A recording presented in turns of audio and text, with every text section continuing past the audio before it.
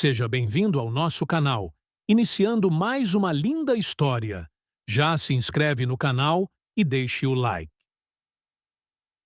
Era uma vez uma porquinha chamada Lila, que morava na clareira mais florida de toda a Floresta Encantada. Com seu avental de bolinhas e seu sorriso tímido, ela cuidava de sua horta, fazia pães quentinhos e distribuía flores para os passarinhos que por ali passavam. Lila era gentil, mas muito desconfiada de estranhos. Seu mundo era pequeno, mas seguro. Tudo mudou quando, numa manhã ensolarada, ouviu o som de martelos e madeiras sendo arrastadas além da colina. Um novo morador havia chegado. E não era qualquer um. Era o Lobo Mau. Ou pelo menos, foi assim que ele se apresentou. Pode me chamar de Lobo. Só Lobo. Lila estremeceu.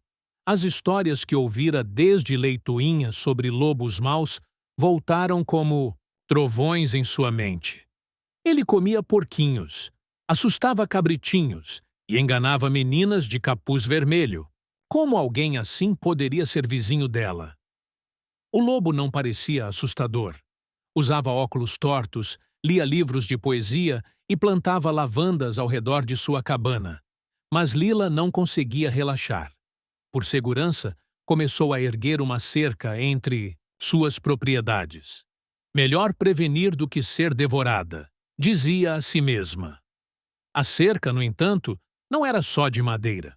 Era feita de medo, de preconceito, de histórias passadas que Lila nunca havia vivido, mas aceitava como verdades absolutas. Naquela noite, Lila se deitou, mas seu coração estava agitado. Algo dentro dela dizia que havia mais naquela história. E que, talvez, só talvez, o lobo não fosse o que ela pensava. Nos dias seguintes, Lila observava o lobo com olhos atentos por entre as frestas da cerca.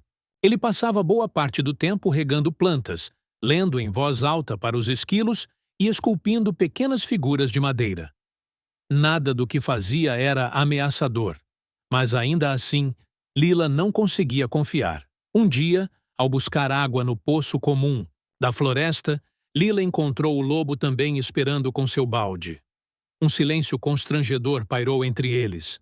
Lobo sorriu. Belo dia para cultivar abóboras, não acha? Lila deu um sorriso amarelo. Desde que ninguém tente comê-las. Lobo abaixou o olhar, sem responder. A frase, mesmo sutil, havia ferido. Mas ele não reagiu com raiva. Apenas se afastou, e aquilo fez Lila se sentir estranha. Não exatamente culpada, mas incomodada. Naquela noite, Lila escreveu em seu diário. Por que será que ele não revida? Se ele fosse tão mau, não teria me insultado de volta? Enquanto isso, do outro lado da cerca, o lobo assava bolinhos de mel e escrevia uma carta para sua avó. Minha nova vizinha tem olhos de medo. Espero um dia ver nela olhos de amizade. A cerca foi ficando cada vez mais alta. Lila reforçava com galhos e cipós entrelaçados, como se tentasse barrar não só o lobo, mas tudo o que ele representava. O desconhecido, o imprevisível, o diferente. No entanto, algo curioso começou a acontecer. Passarinhos que antes visitavam o jardim de Lila passaram a fazer ninho na lavanda do lobo. Borboletas que dançavam sobre suas flores agora pousavam nas esculturas dele. O vento soprava música das duas casas, misturando aromas, sons e até sorrisos tímidos ao longe. Certa tarde, Lila encontrou uma pequena escultura de uma porquinha de madeira deixada ao pé da cerca. Um bilhetinho dizia: para minha vizinha jardineira, com admiração. Lobo. Ela segurou a escultura nas mãos. Era delicada, cheia de detalhes, feita com cuidado. A cerca estava ali, imponente, mas, por um momento, pareceu invisível. Lila guardou a escultura numa prateleira especial, e naquela noite, ao regar suas flores, deixou uma flor branca presa entre as ripas da cerca. Do outro lado, o lobo sorriu. O sol começava a se esconder quando Lila encontrou o lobo sentado sob uma árvore, tocando um pequeno instrumento de cordas. Sem pensar, ela se aproximou. É bonito o som que você tira desse instrumento. O lobo olhou surpreso. É um alaúde. Você gostaria de tentar? Ela hesitou. Depois, sentou ao lado dele. Pela primeira vez, conversaram de verdade. Sobre música, flores, saudade e sonhos. Descobriram que ambos gostavam de dias nublados e de pão com geleia. O tempo voou. Você não é como nas histórias, disse Lila, quase num sussurro. Nem você, respondeu o lobo com um sorriso sereno. As histórias nos moldam, mas não nos definem. Lila voltou para casa com o coração leve. Pela primeira vez, a cerca parecia fora de lugar. A manhã seguinte trouxe agitação. Os outros animais da floresta começaram a comentar. A porquinha está ficando amiga do lobo mau, diziam as corujas. Ela deve ter sido enfeitiçada, gritavam os esquilos. Lila sentiu a pressão. Os amigos se afastaram e alguns deixaram bilhetes dizendo que ela era ingênua. Em resposta, ela voltou a reforçar a cerca, com tijolos dessa vez. O lobo notou. Você está construindo um muro? Talvez seja melhor assim, disse Lila. As pessoas estão com medo? E eu também. O lobo respeitou, mas, toda noite, deixava algo no muro.